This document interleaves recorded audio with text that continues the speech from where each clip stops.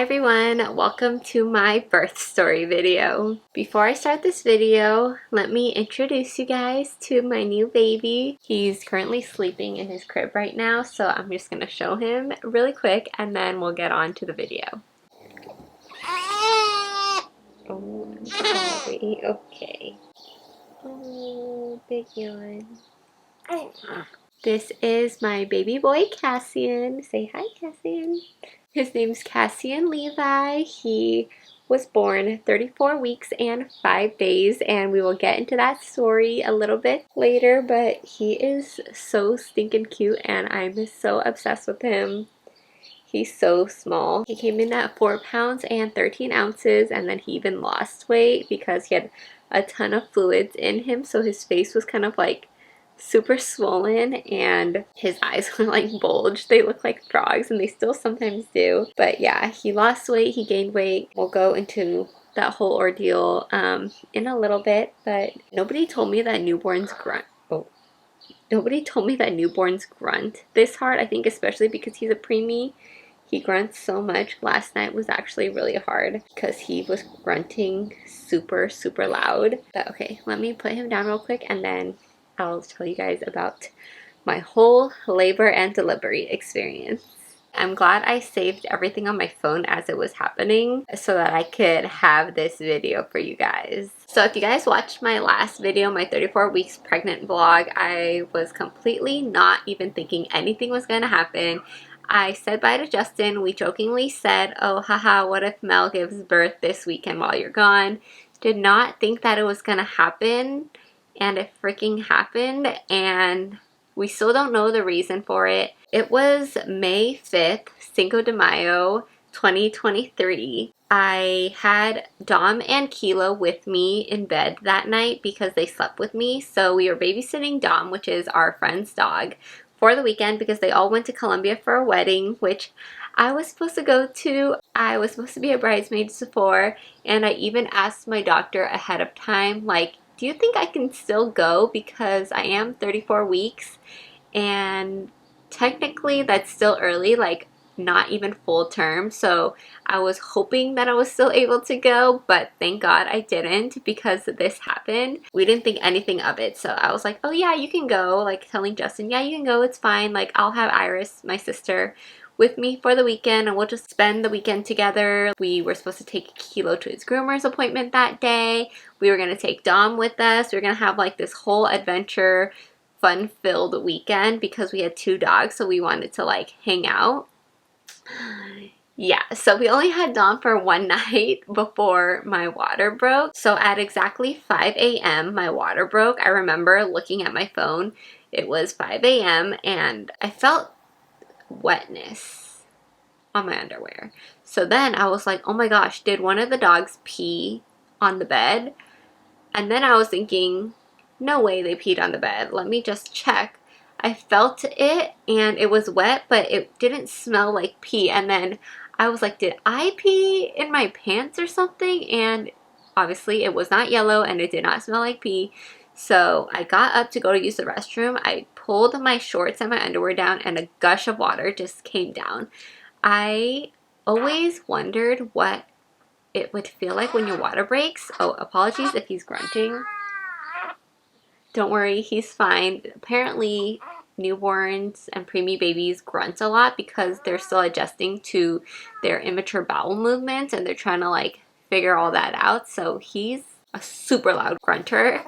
But yeah, please ignore if you hear that. I always wondered what it would feel like when your water breaks. And that just happened and it kept happening. I even peed and then it came out again. Bro, you okay? Okay, I might have to hold him in a little bit. So yeah, it broke and then I was kind of in denial about it because I was like, oh, this is still super early. So I didn't know what to do. It was literally 5 a.m. My sister was sleeping in here and I knocked on the door and I was like, I think my water broke. And she like frantically jumped up like, what? Are you serious? And I was like, yeah, I think so. So then I ended up calling the number on my kick count card. So after 30 weeks, they want you, I think it's 30 weeks. Yeah, I think it's 30 weeks. Starting 30 weeks, they want you to count how many kicks your baby is doing in your belly. So I called that number and pretty much said, I think my water broke. And she's like, okay, why don't you go take a quick shower, eat something light, like a little snack, and come into the hospital. So at 5 a.m. when my water broke and I called Iris and I talked to the nurses and stuff, I texted Justin and called him because he just landed in Colombia that previous day before, and that day he spent in Colombia, and then that night he went out, so I know he was drinking. So the next morning I knew he'd probably be hungover when I called him on the phone and he wasn't picking up, probably because his phone was on silent. And I texted him, hey, I think my water broke. And I was kind of freaking out, but not really, because I was like, oh, luckily I have my sister here. He didn't call me back for maybe like, I think he called me like 30 minutes later when he woke up, and he was like kind of freaking out. And he looked up flights and took the first flight out of Colombia to come home, but he wasn't going to make it until 10 p.m. that night, and it was still super early, like 7 a.m. So also I wasn't able to go into the hospital yet because the hospital that I wanted to go to, I forget, something was happening, and she told me to call back at 6 a.m. and check to see if that hospital's available or I have to go to a different one. So then I said okay, so I took a shower. You guys, this might be a little TMI, but I wanted to get a wax before I gave birth. I wanted to do my wax. I wanted to get my lashes done. I wanted to take my long nails off for my baby shower and get short nails because obviously I can't do anything with long nails with the baby. So when I was showering, I was really debating, do I want to shave? Should I shave? But then I looked down there and I was like, okay, I can't even bend over and see because my belly's in the way. So I'm like, all right, guess we are not shaving today and we're just going to give birth like this. And I did recently watch a video on TikTok saying that doctors don't even care what it looks like down there. Like, they've seen so much. But the one thing they can remember is if you have stinky feet. So I was like, okay, let me make sure to wash my feet before I do this. So I couldn't shave or do anything. TMI a little bit, but that's the truth. So after I showered and like prepared a little bit, I got my hospital bag ready in like 10 minutes. I didn't even have that packed. I didn't even know what to bring.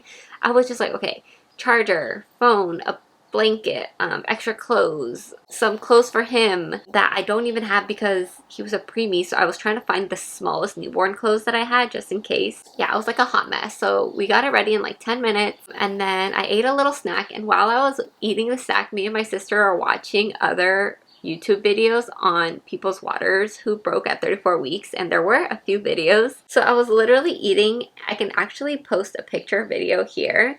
I was like eating and watching videos. I had a banana and like a piece of toast or something. After that, it was like 6 o'clock. I called them back and my hospital was ready, so she told me to head over there. We couldn't even walk Kilo or Dom. Dom at least pees like on the pad in the house, but Kilo needs to get walked like outside. So we put a diaper on him. I said, I'm so sorry, we have to leave you guys. I kissed the both of them and we went to the hospital, and I even drove myself to the hospital because one, I wasn't feeling contractions yet, and it was my brand new car, so I didn't want my sister driving it because I wanted to drive it. So I drove myself to the hospital. I also have a picture I'll enter here too. Drove myself to the hospital, get to the hospital, and they're like checking me. They're checking if it was actually my water that broke, and it was my water that broke. They like test it with this piece of paper. If it turns blue, that means your water broke. So yeah, that happened. And then let me see what it is. At 6:20 is when we went to the hospital. At 7:30, I was admitted to a room, and then they checked my water. It did break. So they put these like bands on me and an IV and things. The IV actually kind of hurt, but it wasn't that bad. She had to do it on both sides. The first side, I think she hit the wrong vein or something, so she had to redo it on here. So I had to do it twice, and it was kind of painful, but like not really. I'm like so used to needles because every appointment in my prenatal appointments, I always had to get my blood drawn. So I was kind of like, okay, it's fine. Like, it hurt, but it was okay. She put little heartbeat monitors on my belly, like the little wraps, just to like check his heartbeat and then like check me. Apparently, like you could see the contractions on the screen, and I didn't even know I was having a contraction. So at 9 a.m. she was like, oh, I think you're having a contraction right now. And I'm like, what? I like feel something, but not really. So she asked me out of 1 to 10, how bad is the pain? I was like, maybe like a 1. I don't really feel anything. And then from 9 to 10 a.m., a doctor came in to check me, and she said that I was already 2 centimeters dilated and they could see his hair. And I was like, excuse me, what? 2 centimeters and you could see his hair, and I'm 34 weeks? Like, what the heck?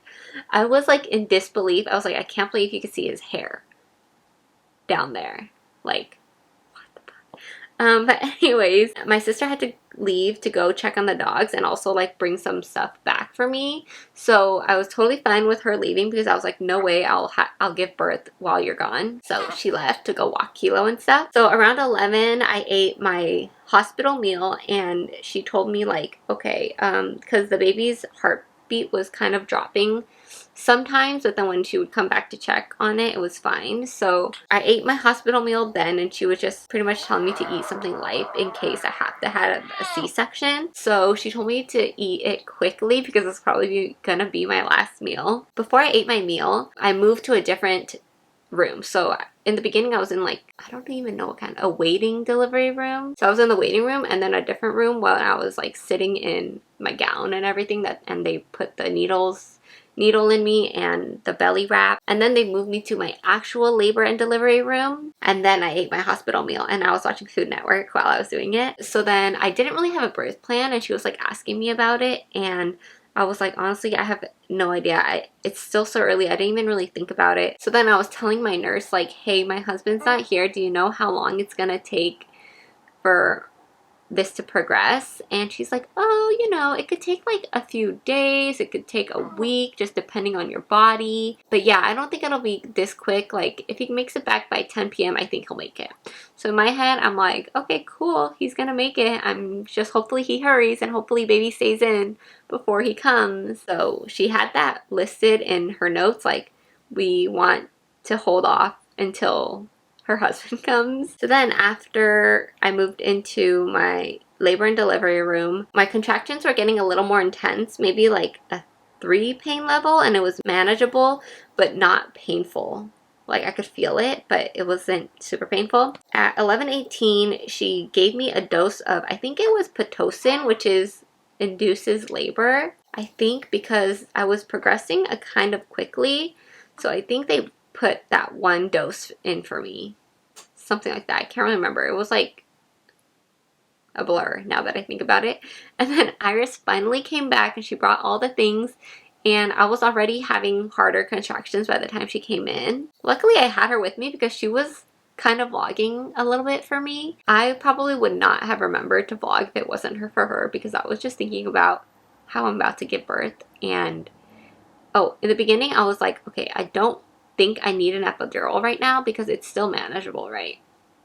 So I was in my head like, whatever happens, happens. I'm gonna go with the flow. If I want the epidural, I will get it. If I not, then I won't get it. I was kind of like, we'll see what happens. Like that was kind of my birth plan the whole time in my head of my whole pregnancy, because I have heard side effects from epidural and sometimes it doesn't work and all of that. So I was like, we'll see if I want to get it or not. So around 12:05, the doctor came to check.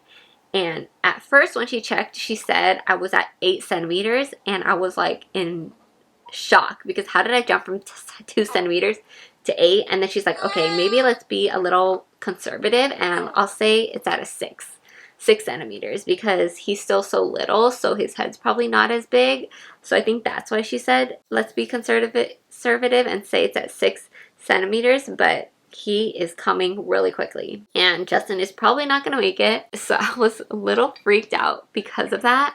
And then at 12:30, 12:45, I was in pretty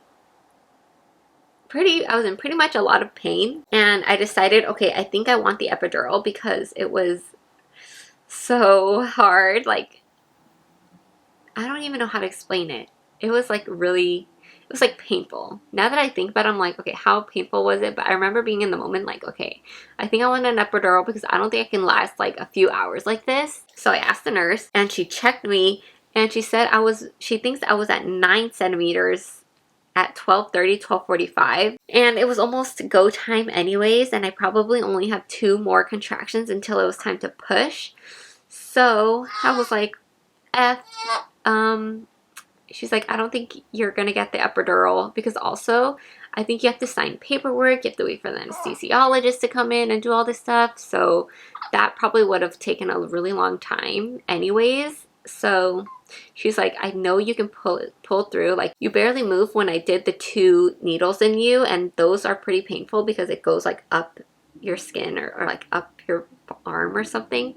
So she's like, I think you can do it, breathe in and out. She was such an amazing labor and delivery nurse. I still appreciate her so much. But yeah, she was so strong for me. And then I also had my sister there, who was cheering me on, and I sometimes wanted to be like, shut up. But I didn't, and I was like, okay, I need to just think about this myself. So I was doing a lot of in and out breathing. And then after those 2 contractions that went away, she's like, okay, let's do a practice push. So I did a practice push with her, and she's like, okay, I think it's go time. Like, she called the doctor to come in, and yeah. So then, let's see, around 1 o'clock is when I started pushing, and I felt like I might throw up. I think I pushed maybe, so they do like these 3 set pushes. So it's like she counts to 10. So in 1 contraction, you do it 3 times. So I did 10, 9, 8. So I was pushing like that, and then breathe, and then pushed, and then breathe, and then pushed. And then in the beginning, he wasn't coming out because I think I wasn't pushing hard enough, or I didn't really know how to do it or something.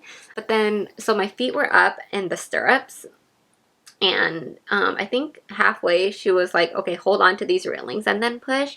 So that actually really helped me. And then towards the end of those pushes, my body just like pushed itself. Like, I wasn't even trying to push, and it was like a reflex of pushing. And then they asked me if I wanted a mirror in, because I can like watch it and see how hard I'm pushing and like see his head and stuff. TMI. But I said okay to that because I was like, okay, maybe this will help me with my pushing. Girl, if you've never had those health videos and watched this, like, it is so weird seeing it happen in the mirror. Oh my gosh, is this TMI? Oh, my battery's gonna die. Is this TMI though? Probably, but I'm just telling the truth if you guys want to know my birth story, and this might help you guys too if you are pregnant. Okay, sorry, my battery died, but I'm back. Oh, so I watched it and I could see his hair and like everything going on down there. It was, oh, TMI. But anyways, so it was like pretty freaking painful when I was pushing, but all I can think about was like, okay, these next pushes are me getting my baby out so that I can finally meet him. And I honestly was like, I was going to cry because it was so painful, and I wanted to throw up. So she was like getting something for me in case I did throw up. Oh, and also they offered me ice chips, and that really helped too. That felt really good in my mouth. But yeah, I think I pushed maybe 8 total times, so 8 sets of 3. And okay, low-key, I was like screaming when this was happening because it was so painful, and I was just trying to get it out. And my sister was saying it was like, she was saying that my pains were like pain leaving my body, so it wasn't even that bad. But I remember talking to the nurse, the nurse was like, oh yeah, my Apple Watch was saying it's getting kind of noisy in here. And yeah, I was definitely screaming in pain, but it felt good to scream, okay? And then they always talk about the ring of fire when it's like there. So I finally pushed and his head was just stuck there, and she was like, okay, you have 1 more push and he's coming out. So then I remember there was so much pressure down there, and I was like, okay, 1 more push and I got this. So I did 1 more really hard push, and he came out. And literally they say like once he comes out, your contractions are completely gone. It feels completely normal. And yeah, it's so crazy. So he came out at 1:26 p.m. I pushed for less than 30 minutes, like 20 to 30 minutes, and Cassian Levi Lamb arrived into the world.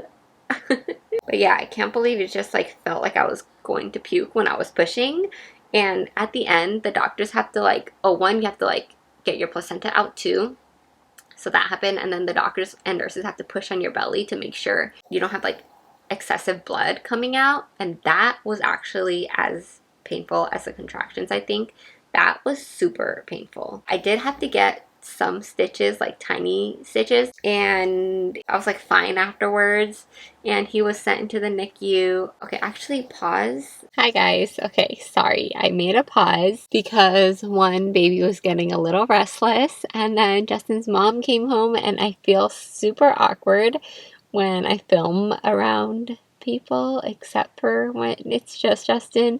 So I didn't want to film inside the house. So I actually had to go do something, and I came back, and now I'm gonna finish my birth story vlog. I feel like I tried to say everything that I put in the notes, but I also feel like I forgot some things. After I gave birth, and he came out, I was crying because I was like, oh my gosh, I can't believe this happened. And I remember when I was pushing, like, even though I had the mirror there, towards the end, it was pretty painful that I just like kept closing my eyes when I was pushing. So yeah, but he eventually came out. I started crying because I just couldn't believe it. Also because I was like done with the pain and he was like finally here. What happened? Iris cut my placenta. Justin couldn't make it to cut it, so Iris did it for me. Then let's see what happened.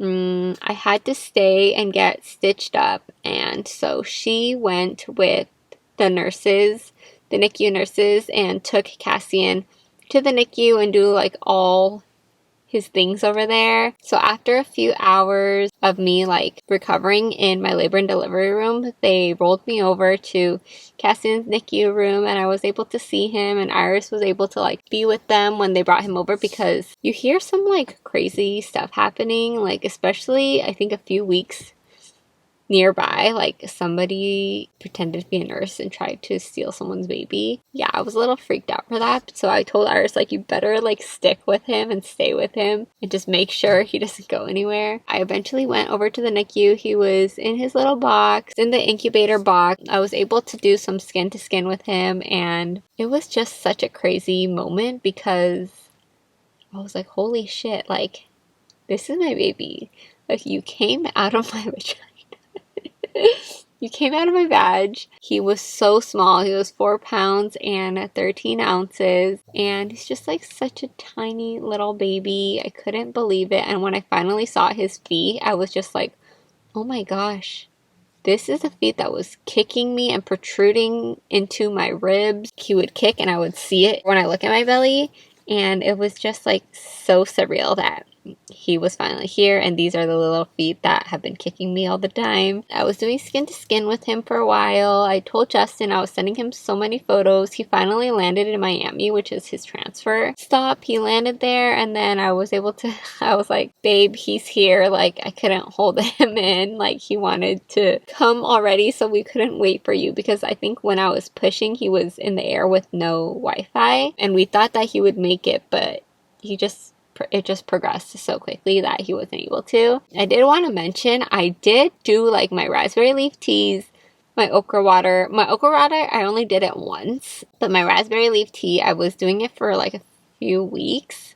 And then I was eating like 4 to 6 dates a day. And then I did my perineal massages, I think twice. So I don't know if any of that helped with how quickly my labor progressed, or how I only tore a little bit. Yeah, I have no idea, and I still don't know the reason why my water broke. We're still not sure. I am going to the doctors in a few weeks, so hopefully they can tell me, because when it happened, the doctors and the nurses didn't know, and they said they were going to send my placenta in for testing to the lab to see if anything comes back of like, did it just like come off the uterus walls, or like what happened. So hopefully they can tell me an answer, but they did also mention we might never know, because sometimes it just happens and you just don't know. the reason for it. Yeah, I spent like a few hours with Cassian on skin to skin. It was so sweet. I told Justin what happened, and then he was shook and like crying on the plane. Well, he said he was crying, but I've never seen him cry. So then I went back to my postpartum room, and then I was chilling in there. I ordered Ding Tai Fung because I was craving Chinese food and like xiaolongbao and stuff. So me and Iris had DTF as my first meal after delivery. Around 10 o'clock, Justin landed back in LAX, and then he went home to shower. I told him, you should probably shower first if you want to come see your son, because you're just in the plane and you're like dirty and stuff. So he finally got to the NICU room with me around, I think, midnight, like 12 a.m. And yeah, I couldn't believe he finally came and saw his son, and he did skin to skin with him, and it was so cute. And I just can't believe he wasn't here for the birth of our first child, which isn't his fault. I told him he could go, and who even knew that this was gonna happen? Like, I definitely didn't think I was gonna give birth this early. Cassian just wanted to be with us a little bit early. But yeah, he is the sweetest, cutest boy ever. I'm obsessed with him. Can't believe he is here. Like, I would have been 37 weeks this week, and I thought maybe this is around the time where I might give birth, and he's already like almost 3 weeks old. And yeah, that is just crazy. And we were just in the NICU for like, I think we would visit 2 times a day. So I was discharged literally the day after I gave birth. And then I knew he was going to be in the NICU, but we didn't know how long. So after I came home, I was like frantically trying to prepare his nursery. We put his car seat in the car, and just, I stress ordered so much stuff on Amazon, you guys, like before I was pushing, because I was like, I am not ready. I have nothing ready. So literally before I pushed, I ordered so much stuff on Amazon. After I came home, I also ordered a ton of stuff like for me on Amazon, like postpartum things. And what else? What else happened? So we would go to visit him in the NICU like twice a day. And he ended up staying for 11 days. So he finally got to come home after 11 days. And I think I'd speak about what happened in the next few vlogs that I'm going to do. So the next few vlogs, I'm going to do my actual labor and delivery vlog that Iris helped me film like a good amount of things on there, I think.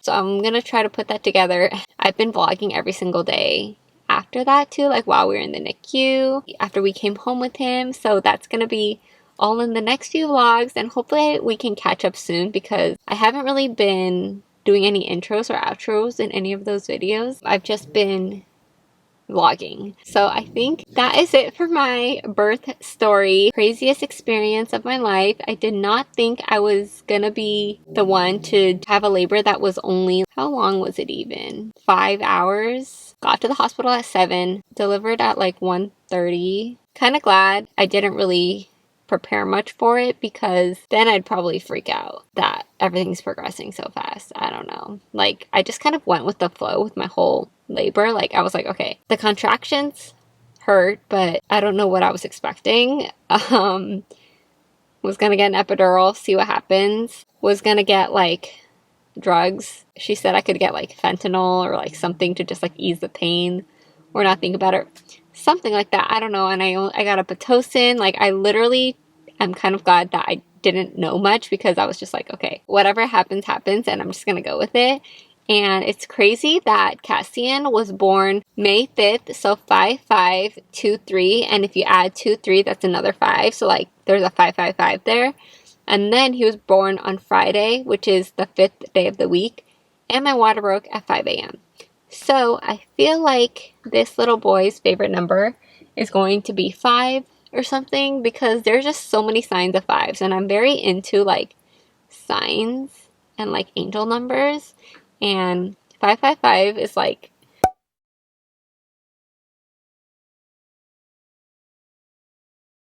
yeah, this boy just wanted to be in the world and is planned to do something here, because there's just a lot of signs going around. I hope you guys enjoyed this crazy roller coaster ride with me. I cried so much on the way home and every day after that, because I missed my belly and I just was not prepared for it to be gone so soon. Like, I would literally think about it and just start crying, and I would look at pictures of my belly and I start crying.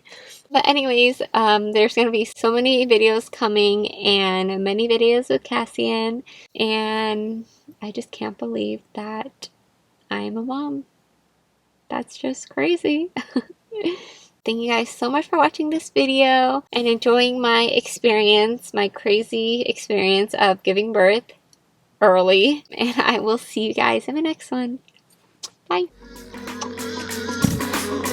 You'll find a different side of me, the one I'd like to be, a different side of me, yeah.